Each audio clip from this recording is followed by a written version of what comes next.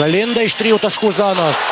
Ir vėl blemba taikliai meta Aleksas Galinda į komandinę. Ir vėl keitimas iškart didina savo ūgį. Ir svorį, ir masę po krepšiu. Floras Mandelesas atrodo. Taip, Floras Melendesas. Gražina į aikštę 4 pražangas turinti Piterį Ramosą. Štai taip, Lietuvos rinktinė sugeba atlaikyti milžinišką spaudimą, sugeba atlaikyti visas tas problemas, kurias stengiasi sukurti jiem organizatoriai. Ir dabar tik tai visų galbūt krepšininkų vardu, visų tų, kurie čia kovoja, ir sirgalių vardu norėčiau pasakyti organizatoriam. Ir užsikruškit su savo gendančiais autobusais ir užsikruškit su visom savo sąmokslo teorijom.